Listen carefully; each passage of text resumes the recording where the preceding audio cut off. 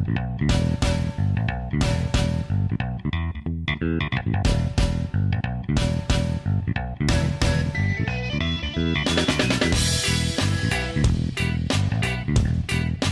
are now listening to Troubles of Bruin, your source for Bruins content, while the rest of the Boston sports world talks about the 83rd and 85th best prospects in baseball.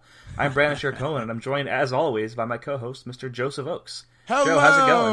Oh, it's going great, Brandon. It's going absolutely great.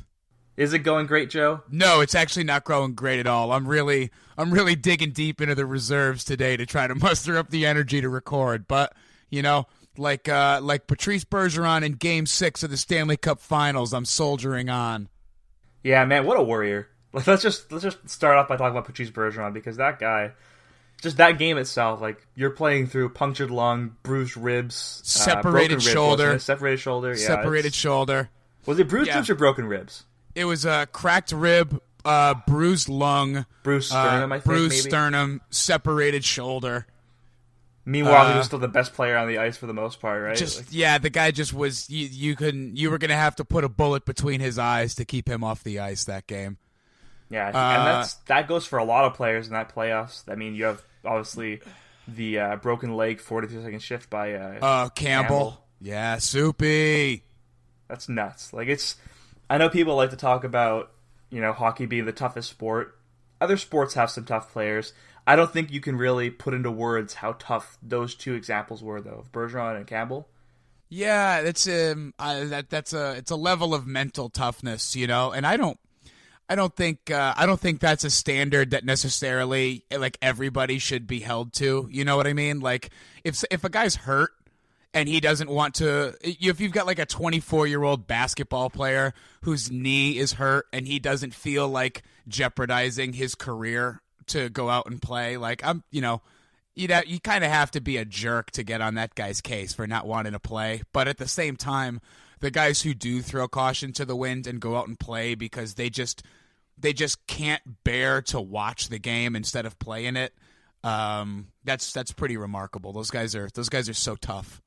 Yeah, I agree. You don't want to ever set a standard where it's kind of the same thing with acting too, right? Where people were saying it's great that DiCaprio finally won, you know, the big one, but we shouldn't set the standard where you have to go and, like, physically damage your body beyond repair almost just so you can win an award. It's the same thing where in sports we shouldn't expect a player to go out there with a torn ACL and say, it's okay, I'll play the last 2 games. You know, that's not a reasonable expectation. If a player does it, all the power to them. It just doesn't seem like it's something we should hold them to as the standard. It's more the exception. There's a funny old Hollywood story from back in the mid-'70s when Dustin Hoffman and Laurence Olivier were making the film Marathon Man. I don't know if you've ever seen Marathon Man. It's a great movie.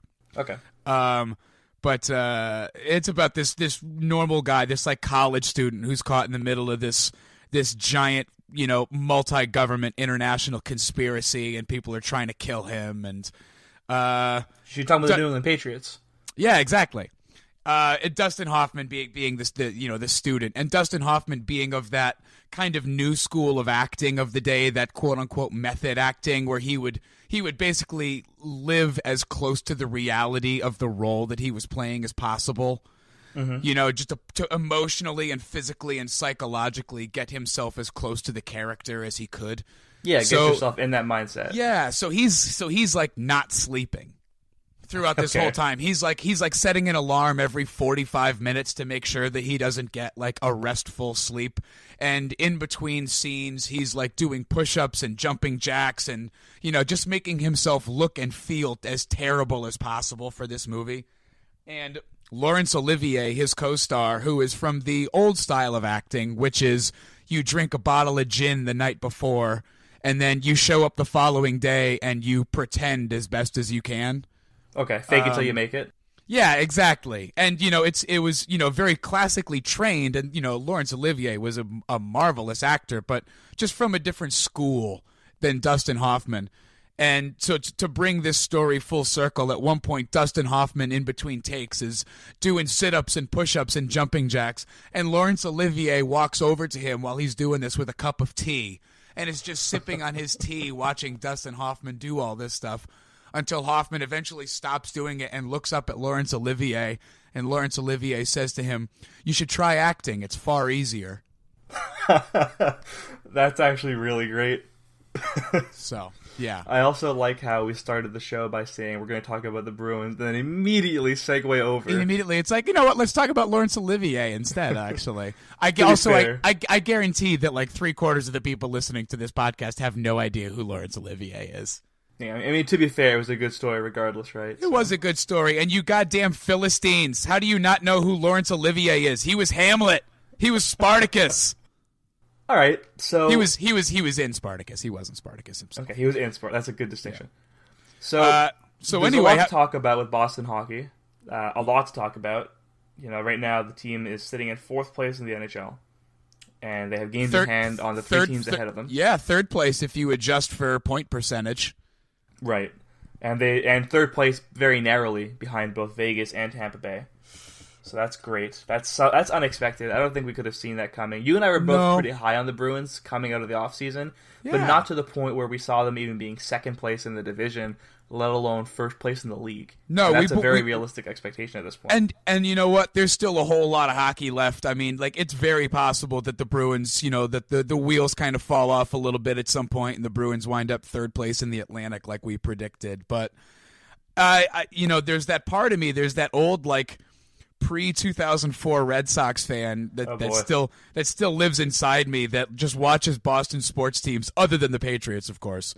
Right. That just watches Boston sports teams and just like waits for the wheels to fall off, you know? Finds a way to lose the game, yeah. And I'll tell you, I see no let up in this Bruins team. I think that they are actually as good as they have been. I have gotten to the point now where I no longer feel like they're playing head and shoulders above their ability. I feel like they're actually this good.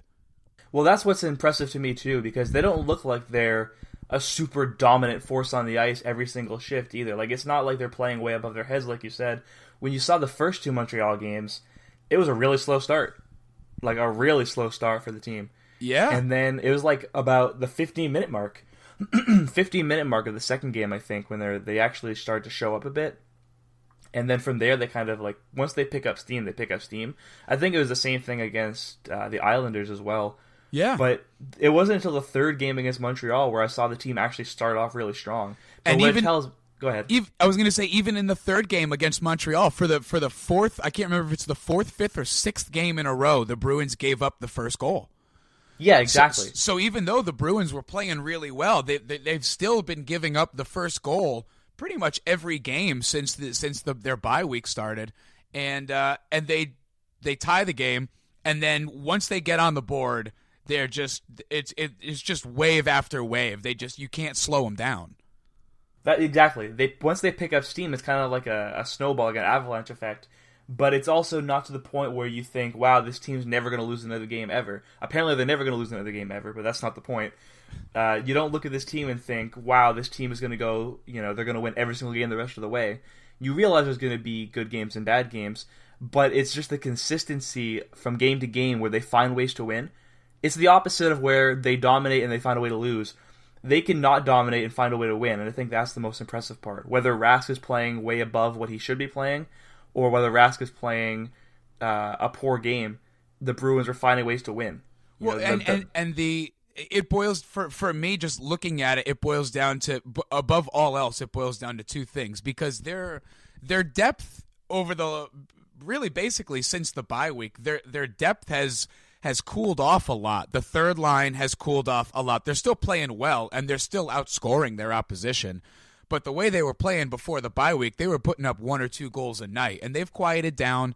The 4th line is playing good hockey, but they're not, filling the score sheet nightly.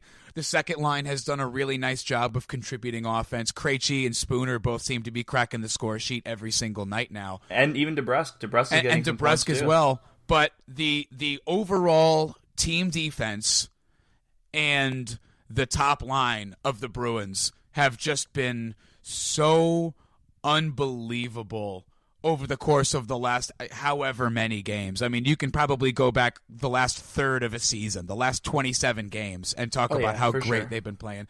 I was a little worried beginning with the Penguins game, who obviously have a ton of offensive firepower. They were playing a home game. The Bruins were playing their second game in as many nights, whereas the Penguins were rested. But the Bruins gave up, after giving up 1 goal or less in pretty much all of the previous 10 games. They gave up 6 that game with the overtime game. They gave up 3 to Montreal in their first game to Montreal. They gave up 3 to Dallas, including, the overtime frame. And it kind of looked like, okay, like Rask is cooling off. Maybe this team's streak of, giving up 1 goal, at most 2 goals per game is over. But then they've completely righted the ship ever since. The last 3 games, they've given up 4 goals. Yeah, and Rask against the Canadiens, that narrative is gone. Yeah, I think he's 5-0 or 6-0 now in his last 5 or 6 starts. And meanwhile, Carey Price is losing every single one of those games, so that narrative is over too. Yeah, that kind of the same thing happened with Tim Thomas too. I don't know if you remember that, but Tim Thomas really struggled against Montreal. Yeah, of course I remember. The Boston Bruins struggled against Montreal. I don't know how you could say any one player struggles against Montreal. I mean, there's a 93-year history of the Boston Bruins struggling against Montreal. Bobby Orr used to struggle against Montreal. They've been Boston's Achilles heel since day one. Yeah, and that's why I think now, if you look at it, if Boston plays Montreal, even before they played them in this last week, I would have said I'm not worried about Montreal anymore. I think Washington is the only team that the Bruins really have to worry about, and that's not because Washington is significantly better than them. It's just kind of getting that mental barrier out of the way. And I think once you do that, this team is good enough to beat anybody in the league any given night. 100%. And even just past beating them any given night, I don't care if the Bruins lose to the Capitals in the next 10 home games in the regular season. A 7-game series is totally different, and I don't know that any team in the league at this point, I don't think you can make an argument that any team is so much better than Boston that the Bruins have no chance in a 7-game series. Yeah, I mean, at this point, you have to examine the Boston Bruins as a legitimate Stanley Cup contender. I mean, this stretch of excellence spans more than a third of an entire season. This isn't like a flash in the pan where they won 10 games in a row and all of a sudden I want to crown them, Stanley Cup favorites. Like, this is a team who has proved over more than 33% of the season that they're one of the best teams in the league. They can beat anybody on any given night. Things being what they are, with the current playoff format, I mean, the Bruins could, I'll put it this way, the way that things shake out with the playoff format and the other top 2 teams in the Atlantic Division, I would be equally unsurprised if the Bruins lose in the first round of the playoffs as I would be if they win the Stanley Cup. Does that make sense? Yeah, I can see that. And that's just also, it's a testament to how unpredictable the playoffs are, right? Of course, Tampa Bay can be the best team in the league all 82 games, and they can lose in 4 games. Chicago last year. I think the Bruins have lost 5 straight to Toronto as well, spanning this year and last year. Yeah, that makes sense. Or 6 games, actually, I think. But it just goes to show, right? Like, it doesn't... The regular season says something, but it doesn't say everything. And the regular season establishes who you play and how many home games you get. It has zero bearing whatsoever on your play once the second season itself does start. Exactly. And with the Bruins team defense and with that top line of theirs, I mean, they're gonna be hard to beat. I mean, how do you who in the NHL can even slow down, let alone shut down the Bergeron, Marchand, Pasternak line? Chara and McAvoy. Maybe. But that's my point. Like, they have one of the best defensive pairings in the league, right? Like, both guys, I don't think McAvoy is a Norris contender. I'm not saying that. But if I tell you that McAvoy and Chara are both making a case for, like, top 15 defensemen in the league individually, I think there's a case there. I wouldn't say that they are. I haven't looked into it enough to actually make that claim. But you could believe it if I said it. Yeah, Zdeno Chara in particular, he I kind of don't know how he does it. He's obviously he has the physical attributes which enable him to make plays that really no other defenseman can make. He can be backpedaling into his own zone, and then with just a quick flick of the wrist, a little poke check sends the puck out of the zone, and the opposing team has to regroup.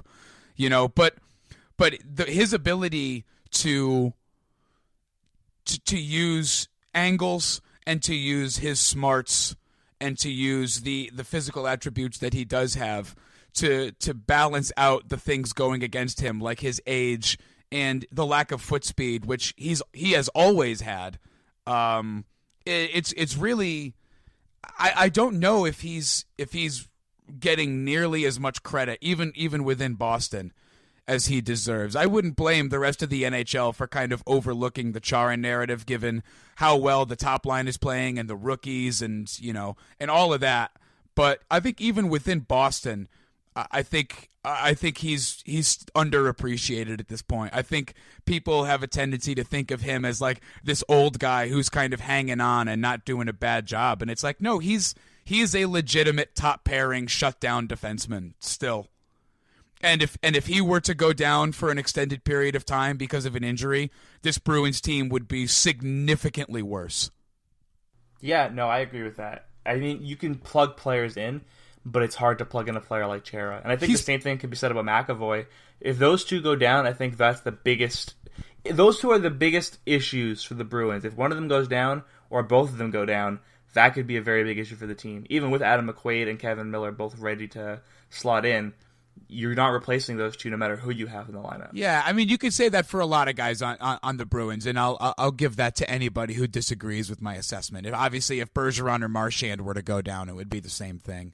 But it would be bad, but I don't know that it would be really bad. Let me make that clear. I just don't know that it would be as significant as those two, Chara and McAvoy, and that's just because those two are so important. You think about when your team is the most vulnerable. I mean, a team is literally at its most vulnerable when it's playing with one fewer guy on the ice than the other team, right?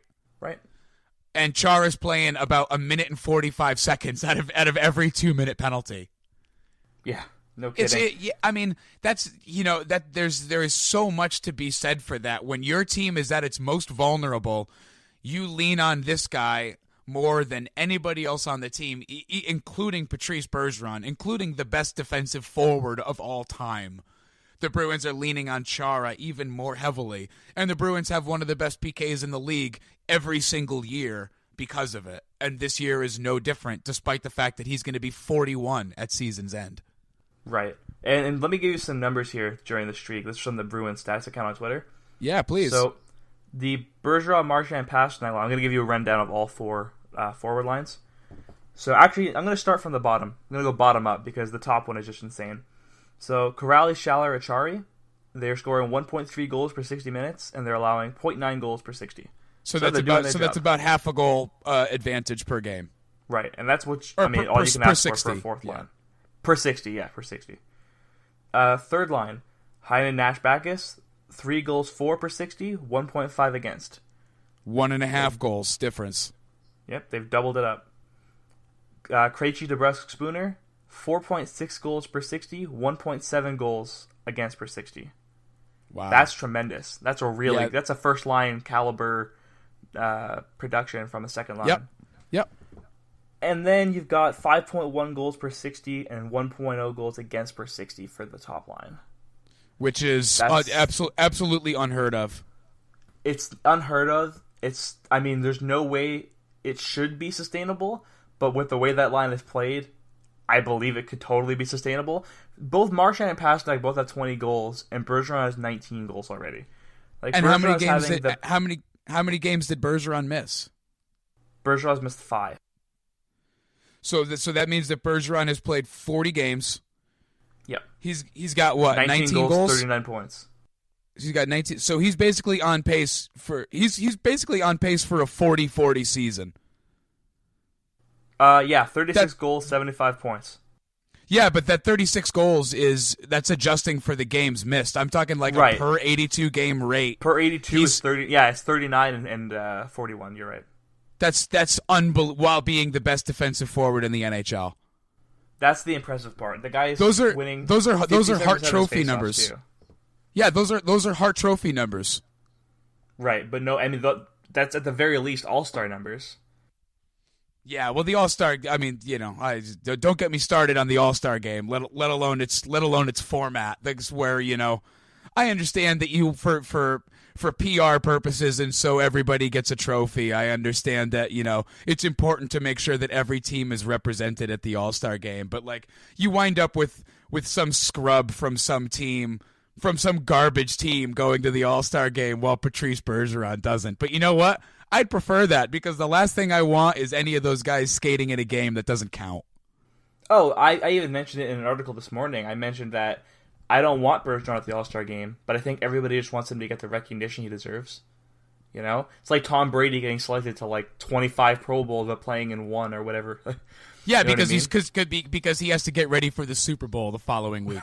Exactly. Yeah. All right, so we have a guest today. We do have a guest today. It's actually very exciting. I've been really looking forward to this a lot. Her name is Sophia Agostinelli. She is a member of the Connecticut Whale in the NWHL. She's a forward. She's also a lacrosse superstar, which I didn't realize when we first got into contact with her. I didn't realize what a she's a professional lacrosse player as well, playing in Germany.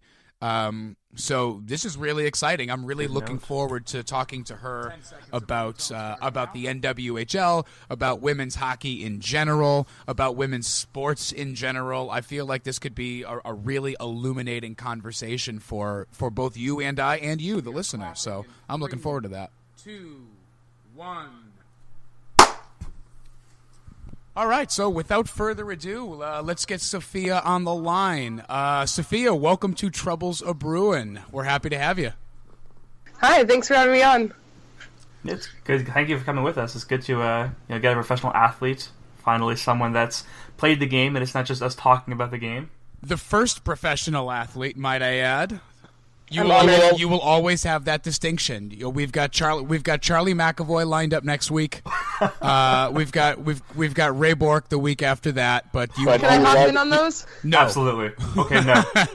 But you will always be the first. So obviously, Sophia, you grew up a hockey fan. Obviously, growing up a hockey fan, were you aware of the fact that you didn't have many female role models within the sport, or did you just kind of gravitate toward NHL players without really noticing you didn't have those female role models? Yeah, so growing up, I really didn't have any female role models. I was pretty much obsessed with the NHL, and back then I didn't really even think of myself as being, separate from the guys. I didn't think of myself as being a girl. I just thought of myself as being a player, right? So I played with guys up until Bantam, so I actually played all the way up, like, through Bantams. And it wasn't until I got to the college age that I started, looking into the women's aspects. So I actually didn't know that name that you put, the Cami Granato? I didn't know her, I Really? actually Googled her right now. Oh wow, that's amazing! Yeah, Cami Granato is like she's pretty much the founder of women's American hockey. Yeah, she's a big deal, and I actually I wasn't even hooked in, at that point in my life when she was big, so I kind of missed out on that. Oh, wow, all right. Well, that's a good question. I'll pat myself on the back for that. That's good. Fantastic. So, obviously last year, heading into the Women's International Tournament, the IAHF, obviously USA Hockey made headlines by, with the women, threatening to sit out the tournament, which was going to be taking place in the United States, no less, if they were not, if increases in salary, off-season training stipends, performance bonuses, if they were continued to be treated as an afterthought as far as USA Hockey was concerned, they threatened to sit out. And great leaps have been made since then. Basically, they put USA Hockey on their heels and made them start recognizing women hockey players as hockey players, not just as this like novelty act.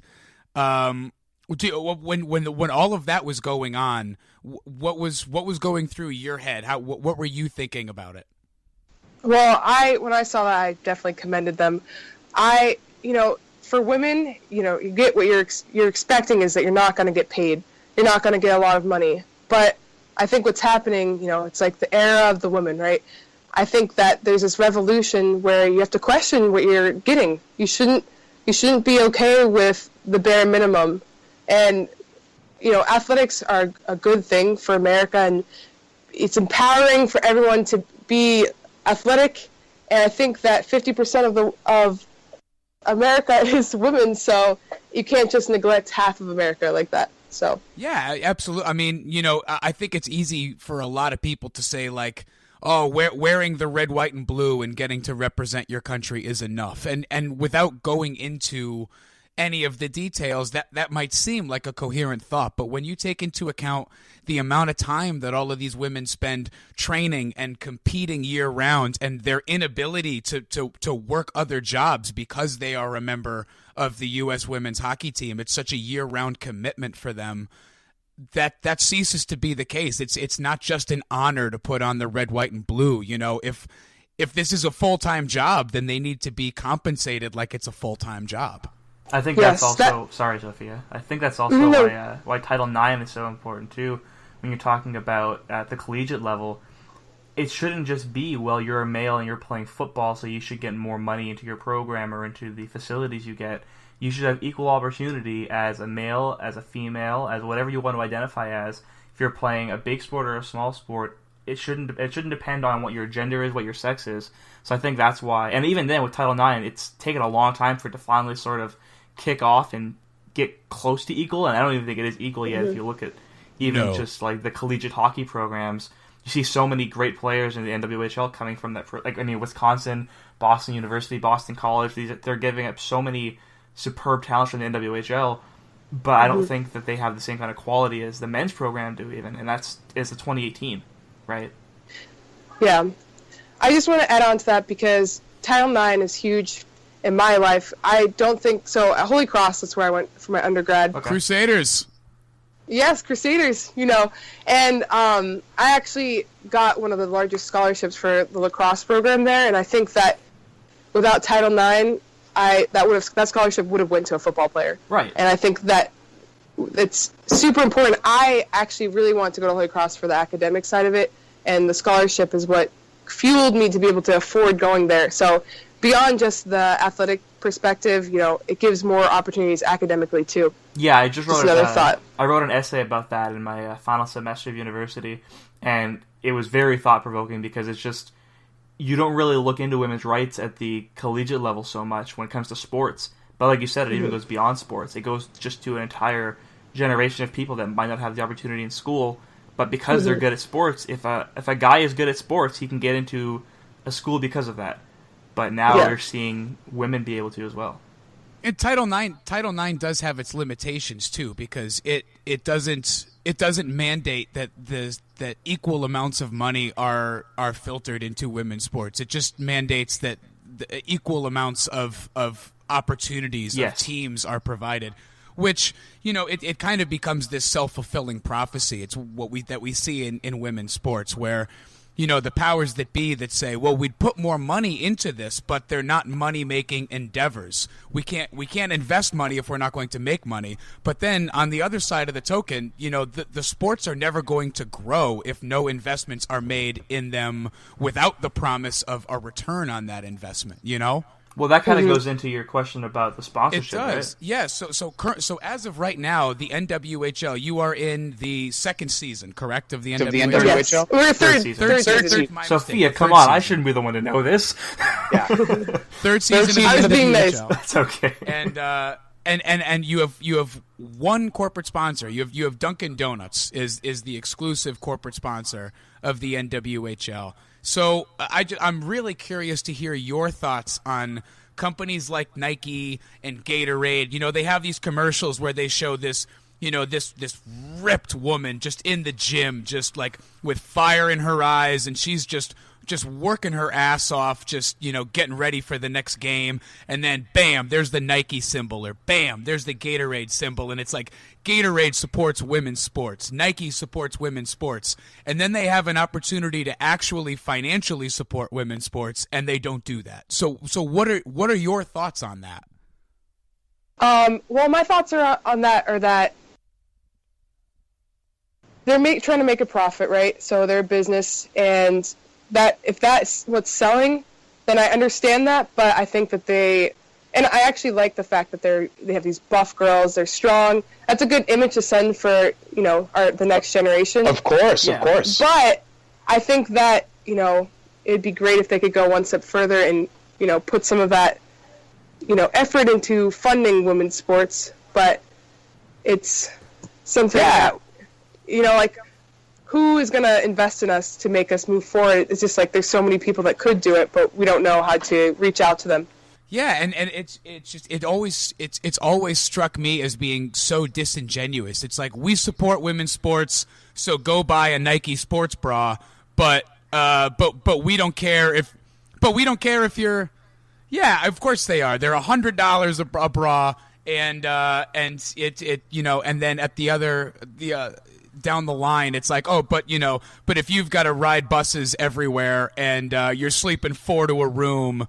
And you're working a full-time job on top and you're of working the a full-time job, and you can't get sport. any appropriate training facilities. Well, like, that's your problem. Like, we don't know how to make money off of your league, but please keep buying our drinks and keep buying our sneakers. Right. Well, the thing is that we shouldn't be like looking to them. Like, for example, before Warrior was kind of doing something with us, I used all other gear, right, like Bauer and other things. But because Warrior is our sponsor, I'm all in for Warrior. Like, all of my stuff is Warrior, and I'm proud to wear it. That's great. Yeah, it's good that someone reached out. That's what I think about when I'm drinking Dunkin' Donuts. Like, I could drink coffee from home, but when I go and buy something from Dunkin' Donuts, I'm like, yeah, I'm supporting the league. That's great. Well, that's a great way to look at it. You certainly have a much better outlook than I do. So you're definitely a better ambassador for your league than I would be. Sophia, I have one more question for you, and then I should probably let somebody else speak. But as far as the NWHL, for those of us who haven't been following the league, who are looking to get into it, I mean, who were some players in the league that we should keep an eye on or to look out for? Who were some of the toughest players in the league to play against? I'm curious. Give me a little backstory on the current league. Sorry, can you say that last part? Yeah, for those of us who are trying to get into the NWHL, who should we keep our eye on? Who should we look out for? Who are some of the standout players in the league?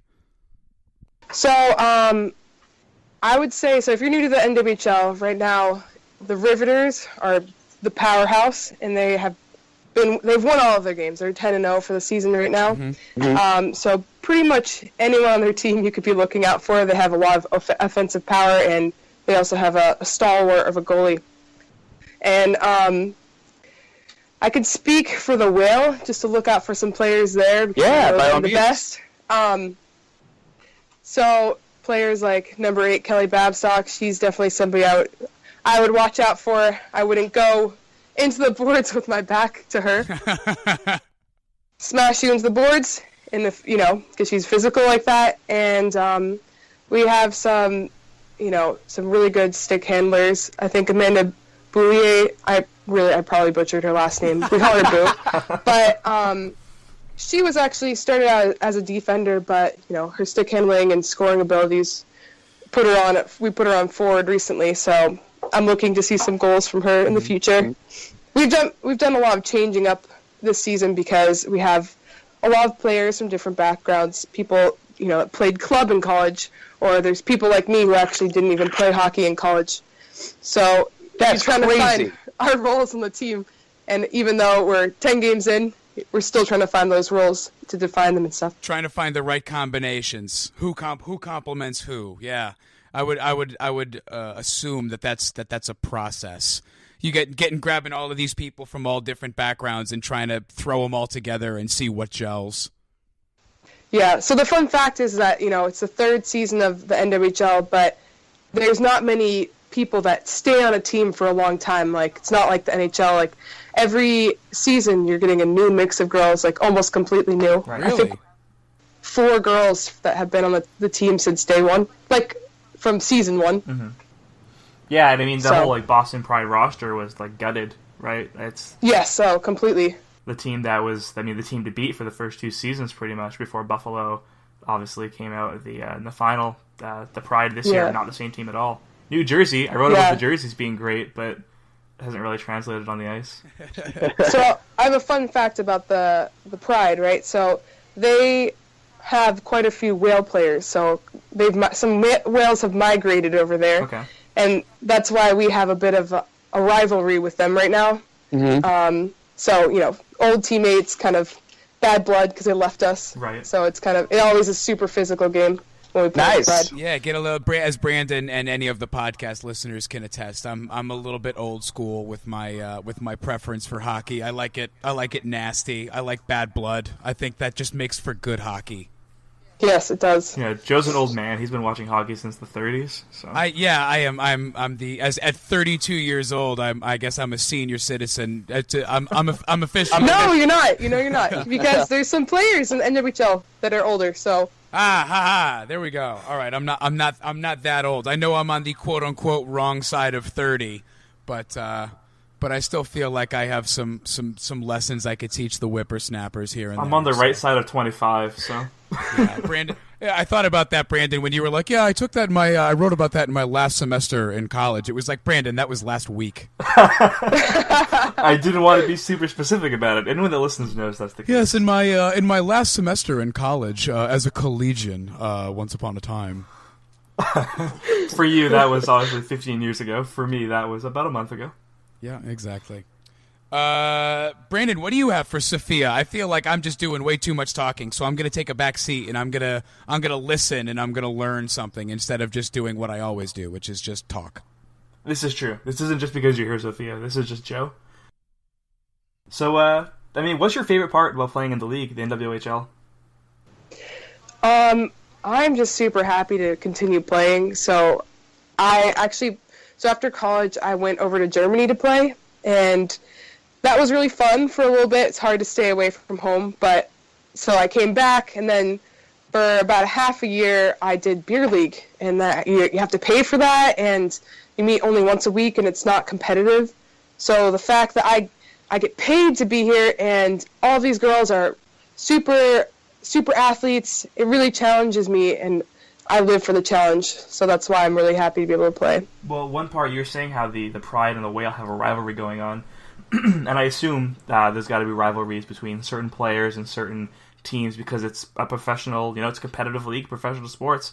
But you guys are also all on this together as well, so it's got to be an interesting dynamic when you think it's 4 teams, so you've got to be competitive in every game, but it's also a group of women who are just trying to set the tone for the future of women's sports. So I don't want to put you on the spot with that, but is that an interesting dynamic to have to toe the line there? Yeah, so luckily for me, because I didn't play hockey in college, I don't have the rivalries for me specifically because I didn't play these girls. Right. And, no one wronged me in the past. But I think that some players, in college, it's a small world. The hockey world is super small, and you end up playing them if you went 4 years in college, you played them maybe 8 or 10 times. You meet some of the players multiple times in camps and growing up, and because of that, you get to know them and you know everything about them, and that's where you get those rivalries. But at the end of the day, that you're a special person, right? This is something special that we're all in together.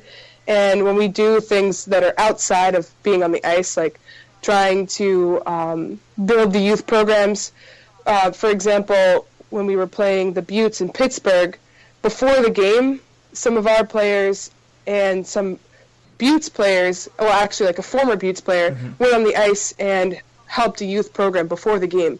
So we did that together. And the goal is just to make it so that these girls want to play when they grow up. Yeah. So it doesn't matter where you come from, but to them, these girls look up at you and they're just professional athletes. We don't care which team. We'll support whoever, Right, and it's not so much, most people growing up, most little boys would always think, I'm going to play in the NHL one day.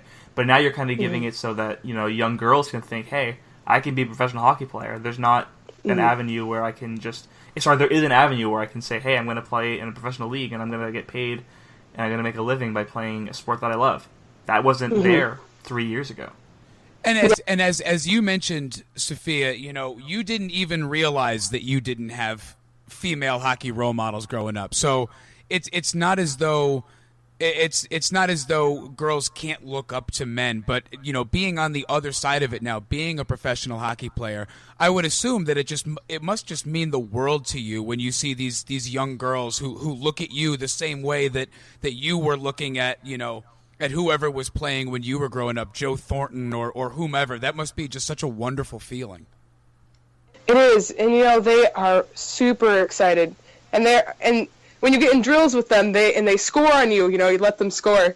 They are ecstatic. So I love to see that. And when I was playing with the guys back in the day, I think that if I had seen a female role model like come to a practice and show off for the guys, then I think it would have showed the guys that hey, like girls can be athletes too, and maybe they would be more like cool with me, because I think back then all the guys were kind of jealous and we were super competitive against each other, and it was kind of not fun for me because I knew I was different. I was a girl. There was only usually like 1 or 2 girls per team, so just for the fact of that, like just to show that this is cool. There's a girl who can play. She's at the professional level, just for the guys and the girls, so they can see that.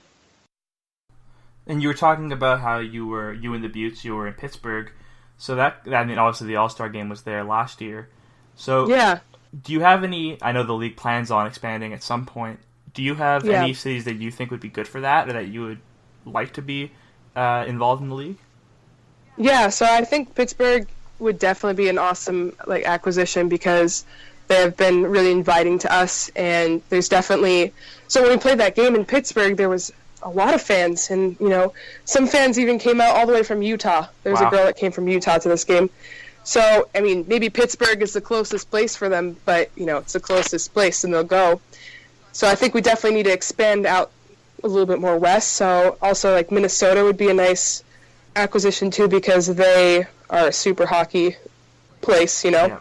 So those are my 2 thoughts for places they could expand to. I'm not exactly sure where they are, but... Those are the 2 that I was thinking as well.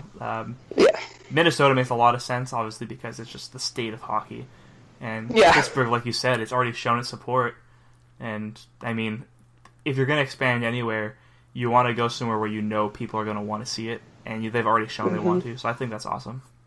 And no, what about the CWHL, the Canadian Women's Hockey League? I mean, do you have any thoughts on a possible merger with that league? Because there are... How many teams are in that? There's 3, 4... 6 or 7 teams, I think, in the CWHL? I don't know off the top of my head, but I think it's 6 or 7. Mm-hmm. And, I would love for us to combine. I think it's not in the cards just yet. And, that has to do with what stages we are in our programs, right? Because CWHL has been around for a lot longer, and I think they might have more support from the NHL. Mm-hmm. And, we're just in our 3rd season, so we have some catching up to do. And it's obviously has to do also with, who's running the program and how they interact. I don't know. Sure. But if they don't get along, then it's not going to work out. Yeah, it is 7 teams, but don't forget 1 is in China and 1 is Boston. So I assume 1 would be gone. If that's the case. I feel like it might be the China team. For travel purposes, I don't know how conducive that would be. But, I was saying the Boston team would be gone because you already have because they it's would merge redundant. together. Yeah. Oh, that's it. Yeah, that's interesting. Definitely those 2 teams, because China, I think, is a special situation that's in that there's somebody who's funding it from China in order to get their Chinese national team ready for the upcoming next one. Sure. So there's a lengthy precedent that exists of teams getting folded in and leagues being combined. It happened with the WHA and the NHL back in the late 70s. It happened with the ABA and the NBA in basketball. So NFL, AFL. Yeah, so who knows? This might be a way for the league to increase in size, increase exposure. I certainly know I'm pulling for it. I think that every time women's international hockey hits the big stage when the Olympics roll around, I feel like a lot of Americans feel the same way about it that they do about soccer in the World Cup. They get so into it for such a brief period of time, and then all of a sudden it's over. And I feel like a lot of people feel like they have to wait another 4 years Yeah, they really don't, though. Like they're constantly being reminded every 4 years of how great women's hockey is, and then they feel like they don't have a way to watch it. But that's not the case at all. You can, and Sophia and all of her teammates and opponents and compatriots are proof of that. This is legitimate professional hockey, and they deserve to be supported as such. Yeah. Yeah, I mean, if you watch the NWHL, Team NWHL versus Team USA, it wasn't a blowout. You know, they're not that far off in skill level. So you can watch them play year-round if you wanted to, you know? And that goes Absolutely. to show as well, you don't have to be an Olympian. Like, because the Olympians left the NWHL to go play in the Olympics and train for the Olympics, the league didn't drop off. It's still really fun, and it's still really exciting hockey, and you showed that with the game between the two sides. Yeah, and if anything, you kind of get new players in the mix that you wouldn't have seen. Like, you might have taken for granted the D3 player that didn't score much in college who peaked as an adult. You know, you never know. But they weren't on the radar until the Olympians left. And now they might be tearing it up because they get the opportunity to. Exactly. Yeah. Like pretty much everyone on the Vegas Golden Knights right now. Yes, right? Yeah. All right. There you go. That's proof. That's proof positive. That's a whole team of guys, pretty much, who just needed an opportunity. Yeah, who just needed an opportunity to get a little bit more ice time to dispel some of the narratives that had built up surrounding them. And they've got the best record in the NHL right now. It's unbelievable. Yeah. Yeah. All right. So I think that's a good place to end it and let Sophia go. What do you think, Joe? Sophia, you probably have better things to do with the rest of your day than talk to us, but we can't thank you enough for coming on the podcast. We're really happy to have you, and best of luck to you and to your teammates and to all of women's hockey everywhere. Thank you for all your thoughtful questions. I had a great time answering them, and thank you for the well wishes. I'm excited for the rest of the season. Do you want to say where they can find you on Twitter or wherever else you want to be found? Yeah, totally. Yeah, because I'd love for people to kind of, if they follow me, they'll get kind of an insight into the team. For Twitter, my Twitter handle is Sophia _ Angelina. I don't remember that, but it's a Sophia with an F, even though my name's with a PH, so don't get confused.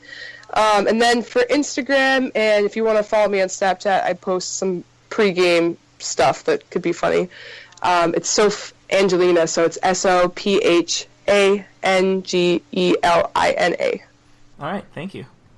Yeah, you're welcome. Sophia, have a wonderful evening. Thank you so much for coming on the podcast, and we look forward to having you on again sometime soon. All right, so that's a good place to end it. Joe, that was a lot of insightful questions. I tried to go easy on her a bit, but yeah, if you want, you can find us on SoundCloud, Stitcher, TuneIn, iTunes, the Hockey Writers podcast page, the Grandstand Sports Network, the Best View in Sports, and I think that's it. I'm out of things to say. All right, well, thank you for listening, everybody. Hey, everybody, have a wonderful night. Thank you for listening. We'll see you soon.